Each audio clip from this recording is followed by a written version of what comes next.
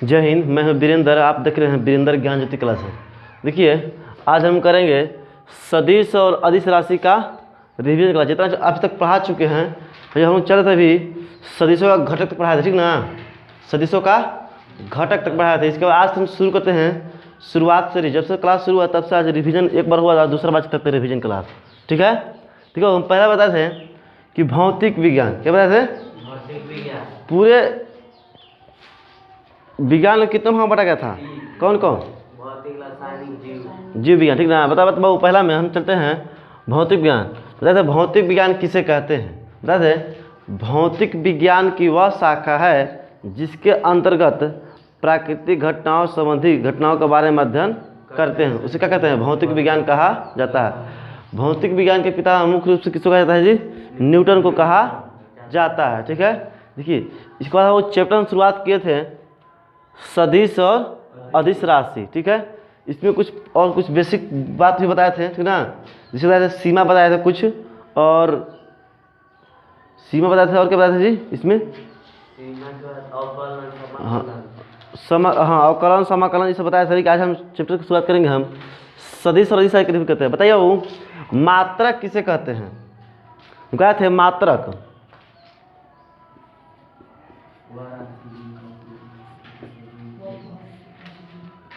किसी भी वस्तु को मापने के लिए जिस मानक का प्रयोग किया जाता है उसे क्या कहते हैं? मात्रक कहते हैं, ठीक है। मात्रक दो प्रकार के होते हैं, ठीक है। पहला में क्या बताते हैं? यह दो तरह के होते हैं। पहला में वो है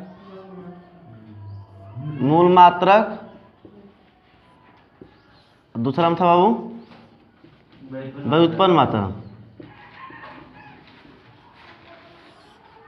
ना। देखिए, मूल मात्रक वैसा मात्रक जो बिल्कुल क्या है एक दूसरे से स्वतंत्र हो, उसे क्या बोलते हैं? मूल मात्रक कहते हैं, ठीक है। जैसे लंबाई, समय, द्रव्यमान को मूल मात्रक कहा जाता है। और इसके बाद है व्युत्पन्न मात्रक, वैसा भौतिक राशि जो मूल मात्रक की सहायता से उत्पन्न होता है उसे क्या कहते हैं? व्युत्पन्न राशि कहा जाता है। जैसे इसमें एग्जाम्पल जैसे मान लीजिए चाल हो गया ना, चाल, वेग इत्यादि। इसमें बताया था मूल मात्रक बताए थे समय,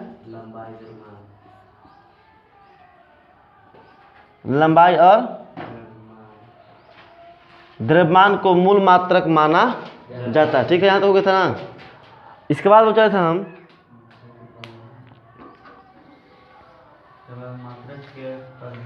इसमें बताए थे मूल मात्रक में 7 गो मूल मात्रक होता है ना। कौन कौन जी? मूल मात्रक 7 तरह के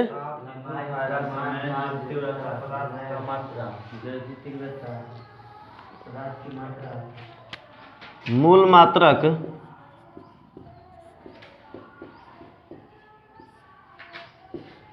7 होते, मुख्य रूप से कितना वो 7 होते ना, 7 गो है। पहला वो क्या था? वो लंबाई, द्रव्यमान,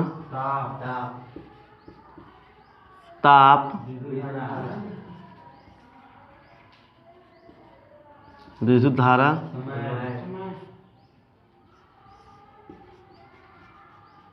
समय,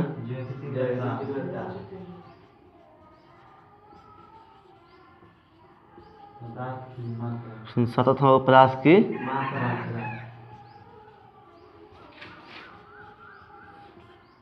चलिए वो लंबाई कैसा मात्रक बोलिए?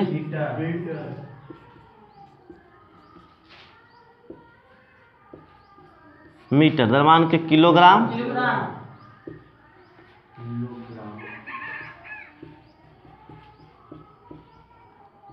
इसको ताप के केल्विन, विद्युत धारा के एम्पियर, सब क्या था ना इस समय पूरा क्लियर। समय के सेकेंड, जो था कैंडेला, आगे बोलिए। प्रकाश की मात्रा मोल। यहाँ तक किसी कोई दिक्कत? इसका संकेत था एम, kg के या ठिट्टा बताए थे बाबू हम, ठीक ना। एम्पियर के ए था, सेकेंड के एस, कैंडला के CD, मोल के MOL। किसी को कोई दिक्कत? चलिए बताइए, मूल मात्र कितने होते हैं? 7 गो। पहला में, दूसरा, तीसरा, चौथा, पांचवा, छठा, सातवां। कोई दिक्कत? लंबाई के मीटर, द्रव्यमान के किलोग्राम, ताप के केल्विन, विद्युत धारा के एम्पियर, समय का सेकेंड, कैंडेला, प्रकाश की मात्रा मोल। किसी को कोई दिक्कत? चलिए, 2 गो अन्य मात्रा कौन था? ठोस कोण और समतल कोण। ठोस कोण का सही मात्रक और रेडियन का थी, कोण का रेडियन। चलिए आगे हम शुरू करते हैं उस सदिश और अदिश राशि, ठीक है।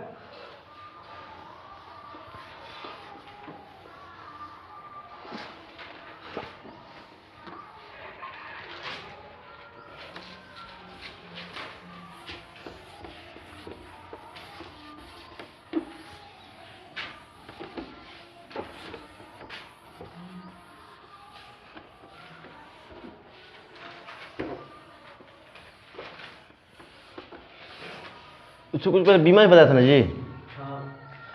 बीमा, है ना, पहले बीमा भी देख लीजिएगा।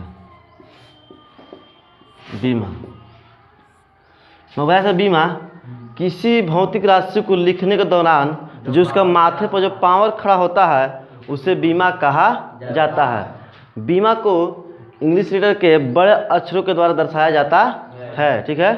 इसे MLT के रूप में लिखा जाता है। इसे हमेशा बड़े ब्रैकेट के अंदर रखा जाता है। कोई दिक्कत? और बीमा का उपयोग है, बीमा का 3 तरह का उपयोग बताया था ना वो।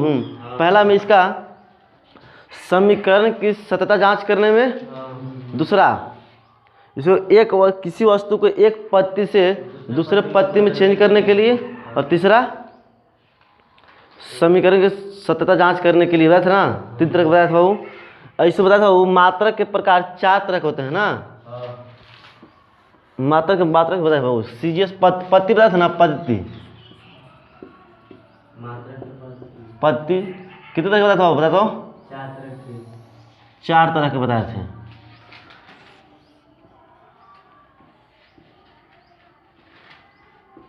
पहला हम बोले तो बाबू CGS, दूसरा में था इनके था FPS बाबू, तीसरा में था MKS, चौथा में SI यूनिट।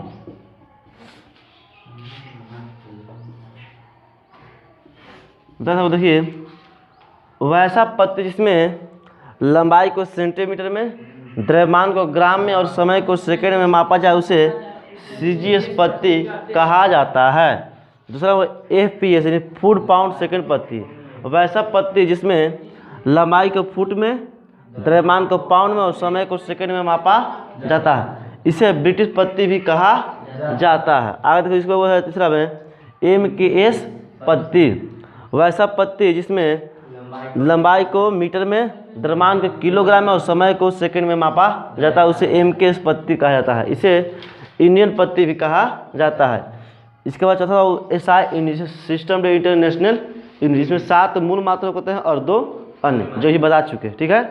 चलिए यहाँ से खत्म करते हैं इसको। अब आते हैं मुख्य रूप से हम सदिश और अदिश राशि में, ठीक है।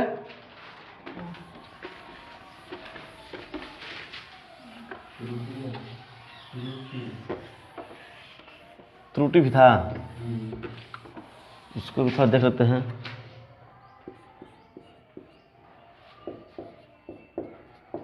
त्रुटि भी था ना जी। बताइए त्रुटि किसे कहते हैं?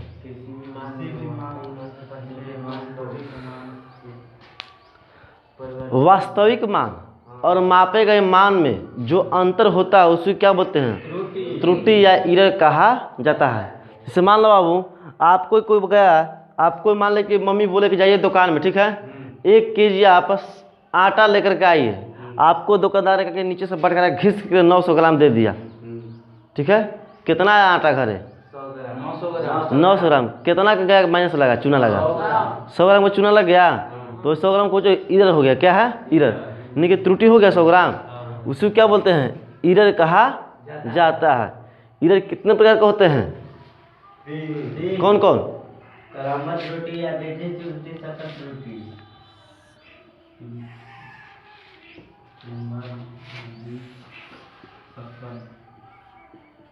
बोलिए बाबू। पहला में है क्रमबद्ध, है ना? दूसरा में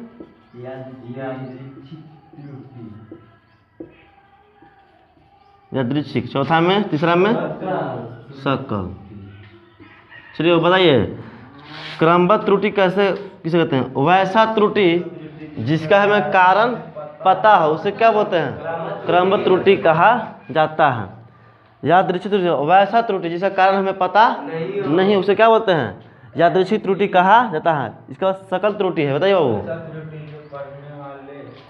नहीं कि पढ़ने वाले के, है ना, लिखने वाले, वहाँ जो काम कर रहा उसको जो मिस्टेक हो उसे क्या बोलेंगे? सकल त्रुटि कहा जाता है। इसके बाद वो बताए थे त्रुटियों को गणना करने के लिए, है ना, क्रमबद्ध त्रुटि कितना वहाँ बटा गया फिर बाबू? कौन कौन? वातावरणीय त्रुटि, इसको क्रमबद्ध त्रुटि को क्रमबद्ध, हाँ। चलिए बाबू, इसको 3 भागों में बांटा गया, है ना। चलिए पहला बताइए बाबू। उपकरणीय, उपकरणीय। दूसरा बताइए।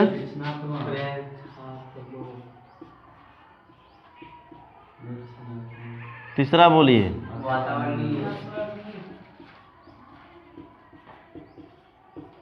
चलिए बताइए, हमारे उपकरणीय त्रुटि बताइए किसे कहते हैं?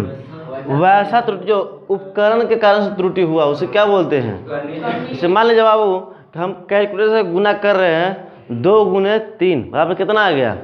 6 है। कि भाई मिस्टेक उसमें बटन अगर काम नहीं कर रहा है और गुना की जगह भाग आ गया तो कितना जाएगा? 2 भागा 3 तो कितना आएगा? 2 ना आएगा, 3 ना आएगा। बीच में गलती तो हुआ ना, किसके वजह से हुआ?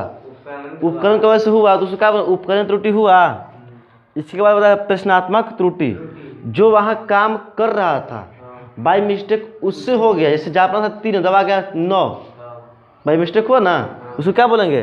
प्रश्नात्मक त्रुटि।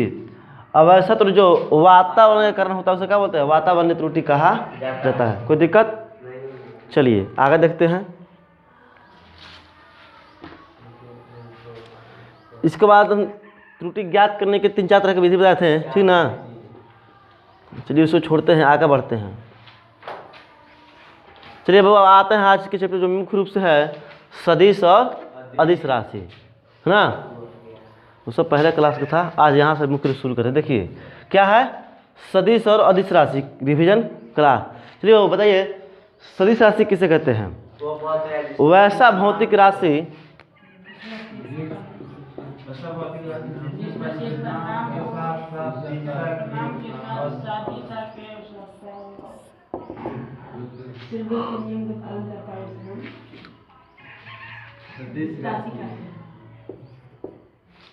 वैसा भौतिक राशि इसमें परिणाम के साथ साथ दिशा का भी उपयोग किया जाता है और तथा यह त्रिभुज के योग का नियम का पालन करता है, उसे हम क्या कहते हैं? सदिश राशि कहा जाता है। ठीक है। इसके बाद बताए तो अदिश राशि, है ना, वैसा भौतिक राशि जो जिसमें सिर्फ परिमाण होता है, दिशा का कोई उपयोग ना हो तथा साथ ही जो त्रिभुज के योग का नियम का पालन नहीं करता है, उसे हम क्या कहते हैं? अदिश राशि कहा जाता है। अब इसको सदिश और अदिश पहचानने का ट्रिक बताया था ना, जिसमें ब और व लगा हो उसे क्या बोलते हैं? सदिश। जिसमें नहीं लगा हो अदिश। चलिए बताइए वेग कैसा भौतिक राशि है? त्वरण, विस्थापन, चाल,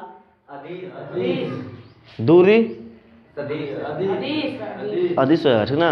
दूरी अदिश, ठीक ना। आपको समझ में क्लियर आ गया सदिश और अदिश राशि। इसके बाद क्या लिखा था? इसके बाद सदिशों का निरूपण, है ना। सदिश को नामकरण इसको एरो के द्वारा दर्शाया जाता है। जैसे वो मान लो ए है कोई राशि और इसको हम एरो के चिन्ह दे देते तो क्या है बाबू, सदिश हो गया। इसे तीर के चिन्ह के द्वारा दर्शाया जाता है। इस आगे वाला भाग को क्या बोलते हैं, हेड बोलते हैं और पीछे वाला भाग को टेल बोलते हैं।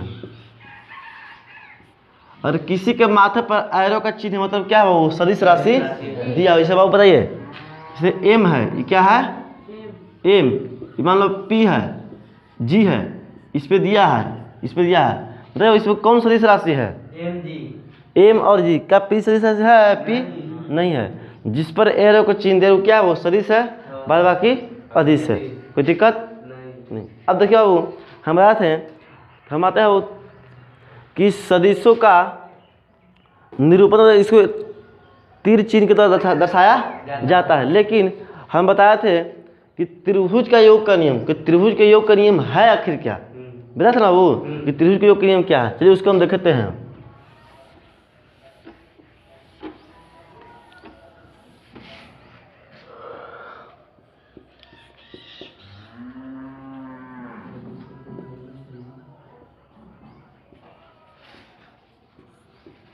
त्रिभुज के योग का नियम, चलिए बताइए त्रिभुज के योग का नियम क्या है। मैं किसी भी सदिश को जोड़ने के लिए यदि दो सदिश एक ही क्रम में हो, यानी एक ही डायरेक्शन में हो, जो तीसरा सदिश होता है वह उल्टा क्रम में होता है। क्या होता है, उल्टा क्रम में। उससे क्या कहते हैं, त्रिभुज के योग का नियम। जैसे वो बताते हैं कि मान लीजिए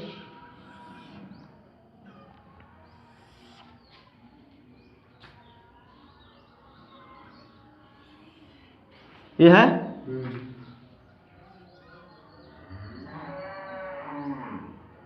मान लो ऐसे जा रहा है, ठीक है, ये यहाँ से ऐसे है, फिर क्या है ऐसे आया, तो ये क्या हो, इसके विपरीत दिशा में होती है। क्या हो, त्रिभुज के नियम पालन किया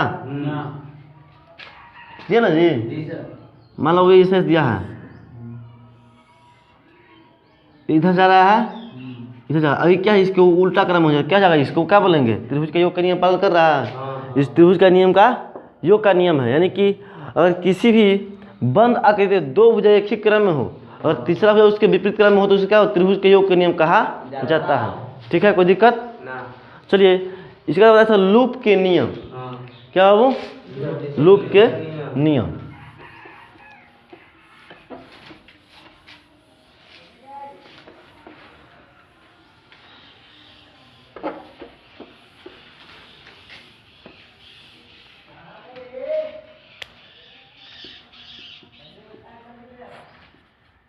लूप के नियम हम बताया था कि लूप का बाबू जो नियम है ना, ये बंद आकृति में लगता है। कहता है कि किसी भी बंद आकृति में सभी सदस्यों का योग क्या होता है, शून्य होता है। क्या होता है, शून्य के बराबर होता है। जैसे मान लीजिए कि दिया हुआ है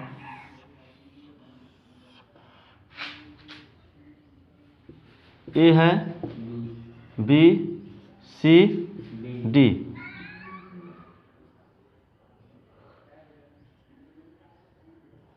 मान लो देता है, इसमें दिया रहा है तो क्या देख दो, A B plus B C plus C D plus A D, क्या बाबू जीरो हो जाएगा। मैंने सभी सदस्यों को आपस में क्या था, वो जीरो हो जाता है। मान लो इसको मानते हैं पी क्यू आर ए, और सब क्या हो, सदिश दिया हुआ है। तो मैंने यहाँ पे क्या देखिए तो P plus Q plus R plus S बराबर जीरो हो जाएगा। यानी कि लूप के नियम कहता है कि किसी भी बंद आकृति में सभी सदस्यों को आपस में क्या होता है, शून्य होता है। कोई दिक्कत। चलिए अब आगे देखते हैं कि सदस्यों के बीच कोण का निर्धारण।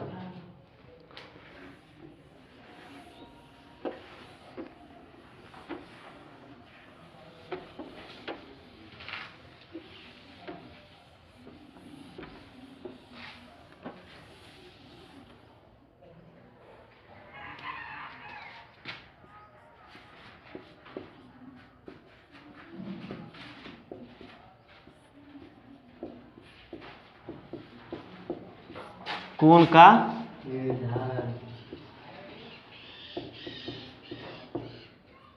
निर्धारण है ना। ये बताया सदिशों कोण का निर्धारण कि दो सदिशों कोण जब भी आपस में जब या तो टेल टेल मिले या फिर हेड हेड मिले। जैसे देखिए 4 को हम कंडीशन बताए, आप लोग बताइएगा कि बताते हैं। देखो आप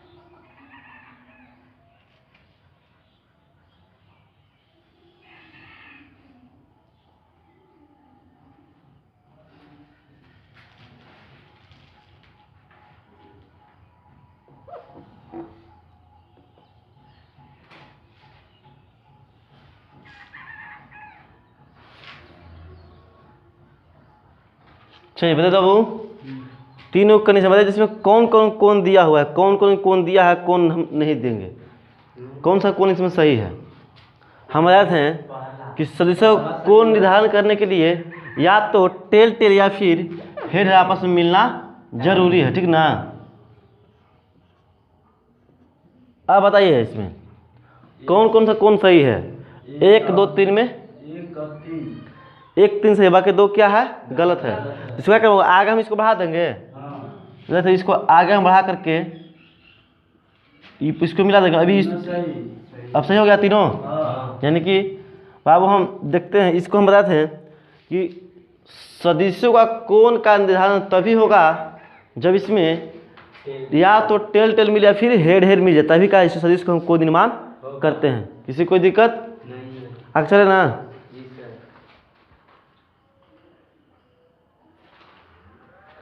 चलिए आगे देखता हूँ सदिशों का योग।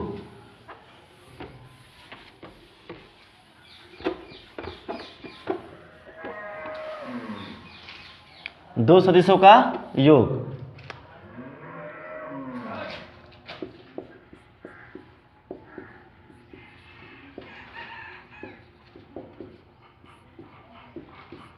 सदिशों का योग जो सदिश जो राशि होता है इसे जोड़ने के लिए एक अलग से एक विशेष नियम है, ठीक है।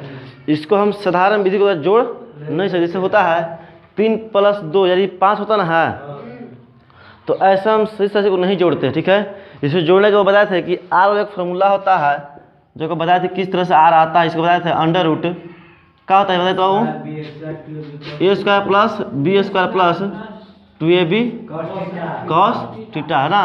वो किस में होता है, योग में होता है। इसके बाद बताया था इसमें 4 कंडीशन ही बताया। अगर कोण दिया रहे तो इस पर, अब कोण नहीं दिया है तो 4 कंडीशन स्पेशल बताए थे वो sp1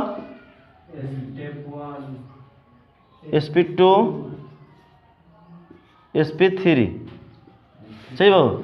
इसमें बताए थे जब क्या हो कोण क्या हो, जब दोनों डायरेक्शन का एक ही तरफ हो, है ना, एक ही तरफ। तो कोण का कितना था वो 0 डिग्री। तो यहाँ क्या था a + b आया था।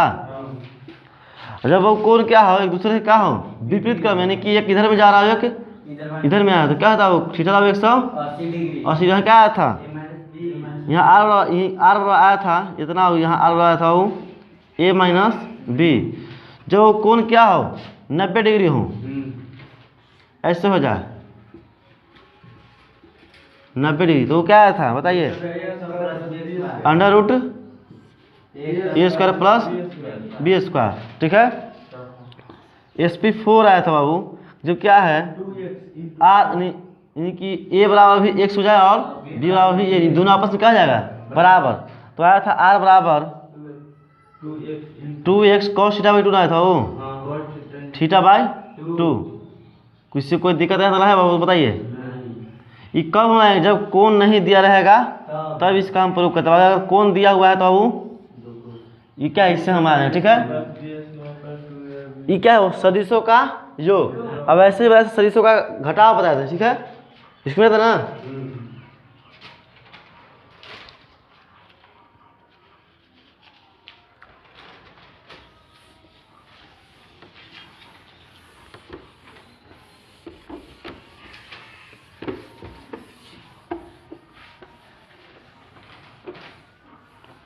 चलिए आगे देखो, सदिशों का घटाव है ना।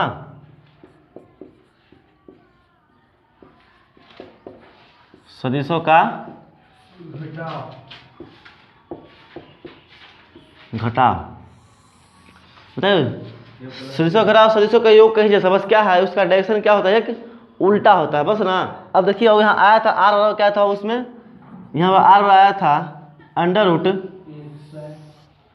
ए square plus minus 2ab cos theta, सिर्फ cos थीटा। इससे बताते क्या है, ये मेन फॉर्मूला। ये कब इसको जब इसका कोण दिया हुआ रहेगा तब। अगर वो कोण नहीं तो इसमें भी 4 कैसे बताते हैं, sp1 sp2 sp3 sp4। बताइए इसमें क्या बताया, थीटा बराबर 0 क्या था, आर क्या होता है a माइनस बी, ठीक है। दूसरा बताइए कोण बराबर 180 डिग्री, तो आर क्या था वो a प्लस बी। इसमें से थीटा बराबर 90 डिग्री, तो आर बराबर under root a square plus B square. कोई दिक्कत? फिर यहाँ पर थीटा बराबर यहाँ पर ए बराबर x और y बराबर x, तो आर बराबर आया था 2x साइन थीटा बाई 2। किसी को कोई दिक्कत नहीं? यहाँ तक वो सदिशों का घटाव हुआ, ठीक है। हम क्या करें वो सदिशों का योग और सदिशों का घटाव, इसका निरूपण बता दिए। अब देखिए हम चलते हैं सदिशों का घटक तोड़ने के बाद, वो बताया था ना कि वो एक सदिश को योग निकालना हो तो हम उसे घटक विधि का प्रयोग किया जाता है, ठीक है। यहाँ तक इसको दिक्कत है ना। चलिए इसको मिटाते हैं।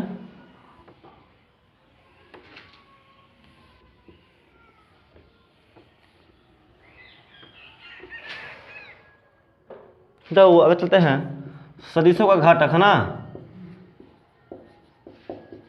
सदिशों का घटक।